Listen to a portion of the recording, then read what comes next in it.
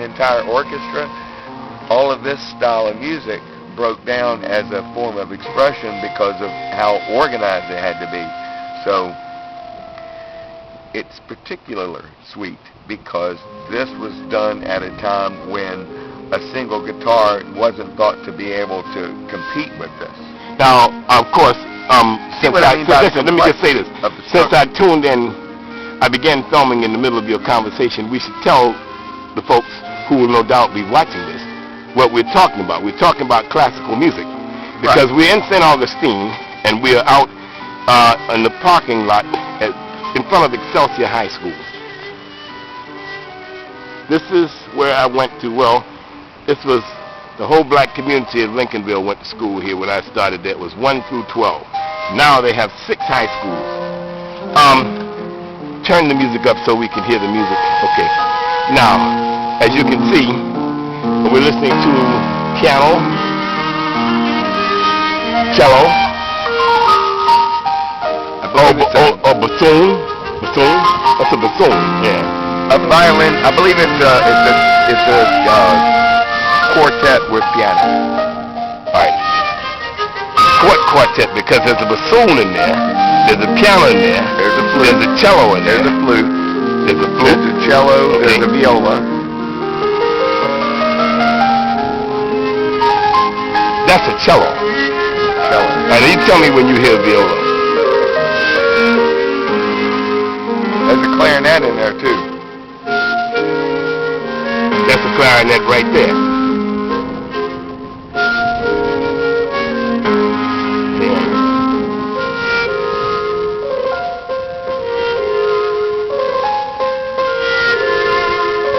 There's a viola in there with the clarinet. This is the music that I often listen to in this town. Thanks to the music appreciation that we enjoyed here. Let's hear the music. Now, Playthell, but I have a question for you. Yes. Do you see my point about how organized the music and the musicians had to be to do this style of music?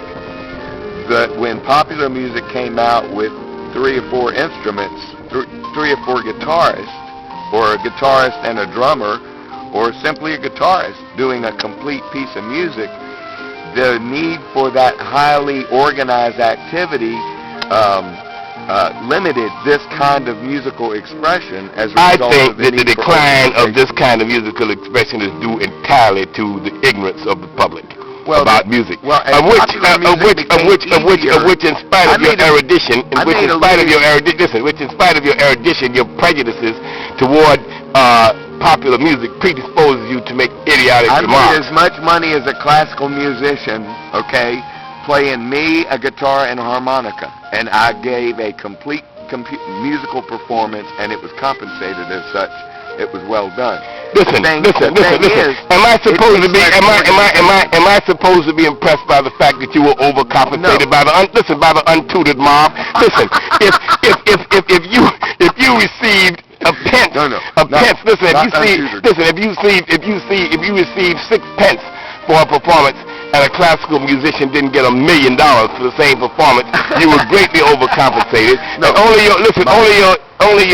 the fact that you are blinded by your prejudices toward popular music, you don't see it. The decline in performance of classical music is that it takes more organization to do it.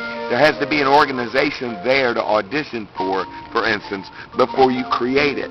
And solo musicians and small bands of untutored musicians can go to the top of the charts. So it's because of the degree of organization required that I think classical music and organized music of that sort is in decline. Let me say this, sir. Okay. You burden your argument with far too much erudition. It is a straightforward fact. The reason that this music is now less popular than guitar bands is because the public are assholes. I mean, there's no other explanation for it. You understand what I'm saying? We are dealing with the untutored mob. And I'm going on record because I'm going to put and heathens. Yes, I'm going to put this on YouTube. I want to go on record. You understand what I'm saying? It is the untutored mob has set the standard. That is what has happened. Listen. It is up very with the music, sweet. sir. It is very sweet. This, sir, is a gift from the gods. And the trees move in sync. And it makes no difference. The wind blows and the trees move with the music. It's a majestic whole here in St. Augustine. St. Augustine, Florida, the most That's the beautiful. art Would you say that St. Augustine, Florida is the most beautiful city in North America? Yes, without a doubt. I think so too. I am surrounded in beauty. No matter what I'm involved in, I have to stop and look around, and I'm astounded by how beautiful it is. There. Now here we have a hero of the civil rights And a movement is vision of approaching beauty. you. Yes, a vision of beauty. Yes, a vision of octogenarian beauty. Come, my sweet. This woman caused me to impel my immortal soul. How you doing? We have classical music as a backdrop for the commentary. In my youth, I lusted for this lady. I started early on. She was a good friend of my mother's, and I had thoughts that I spent many nights terrified that God would read my mind and see what I was thinking, and I would burn in hell for eternity. Especially after I heard Goldie Eubank make a speech on Judgment Day one time. I went to that little Holy Roller church he had. I heard Goldie make a speech, and every time I think about Miss Barbara, I thought that my soul was being imperiled. But even at the risk of going to hell, I couldn't stop fantasizing about her. Couldn't help but appreciate the inner beauty of the person. Now, she was my mother's best friend, right? And when I came of age, I told my mother. I confessed it to her because I couldn't keep it any longer. And my mother, puritanical wench that she is, Boxed your ears. refused to carry up my message to her good friend when she was still young enough to be interested in me. Yes. How you doing today? This is Miss Barbra Vickers, hero of the civil rights movement, writer, artist extraordinaire. But you're going to see, because I'm going to interview her at some length, and I'm going to film her and everything, and you will see. But this is one of the great ladies of St. Augustine, Florida, one of the great ladies of the 20th century, I might add, and my boyhood crush, of whom I had endless erotic fantasies. In fact, it has inspired a great part of my novel, which she has never seen, but I'm going to let her see.